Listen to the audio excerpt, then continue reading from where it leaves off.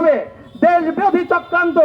এবং আমাদের নেতা অ্যাডভোকেট বাবু নিতাই রায় চৌধুরী, আপনাদের নেতা এমপি এবং গণপ্রজাতন্ত্রী বাংলাদেশ সরকারের মাননীয় সংস্কৃতি মন্ত্রী, তার বিরুদ্ধে এবং উপজেলা প্রশাসনের বিরুদ্ধে যে অপপ্রবাস করে একদল সন্ত্রাসী গোষ্ঠী যে অপবাদ এবং অপপ্রচারণা চালাচ্ছে, তার বিরুদ্ধে সারা মোহাম্মদপুর উপজেলা থেকে স্বতঃস্ফূর্তভাবে জিয়ার সৈনিকেরা একত্রিত হয়ে আজকে এই প্রতিবাদ সভা জানিয়েছেন, প্রতিবাদ জানিয়েছেন, ধিক্কার জানিয়েছেন।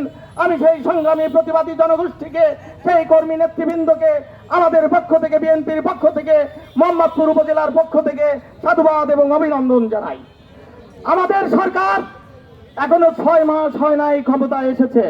বিএনপির সরকার, তারেক রহমানের সরকার, বেগম খালেদা জিয়া এবং শহীদ রাষ্ট্রপতি জিয়াউর রহমানের আদর্শে এবং সংগ্রামে অনুপ্রাণিত সরকার আজ সুষ্ঠুভাবে দেশ চালাচ্ছে গণতান্ত্রিকভাবে নির্বাচিত হয়ে।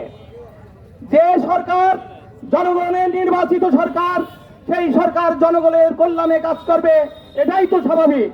মাত্র 6 মাসের মধ্যে আমাদের সরকার এবং আমাদের এমপি, আমাদের মন্ত্রী অ্যাডভোকেট নিতাই রায় চৌধুরী মোহাম্মদপুরে যে উন্নয়ন দেখিয়েছেন, মোহাম্মদপুরে যে বরাদ্দ এনেছেন, বিগত কয়েক দশকে না, বাংলাদেশের জন্মের পরে কোনদিন এত স্বল্প সময়ে এত প্রভূত উন্নতি সাধিত হয় নাই।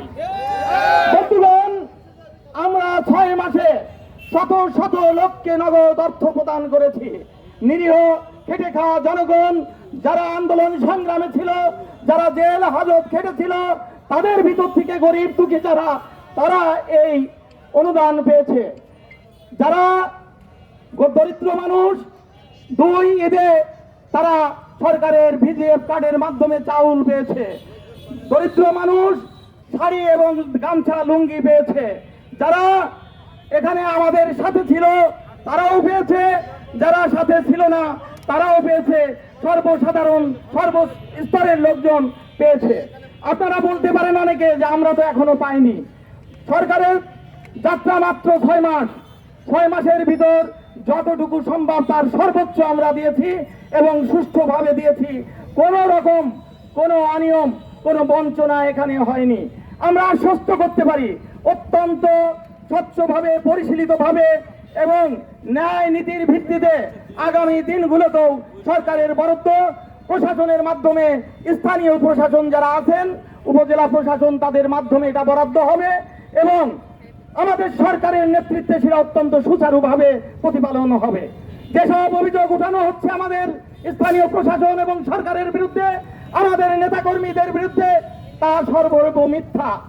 তারা মূলত কিছুই না জেনে একটি অভিযোগ দায়ের করছেন। অভিযোগ দেওয়া হচ্ছে ফ্যামিলি কার্ডের যারা গণনাকারী তাদের নিয়োগের।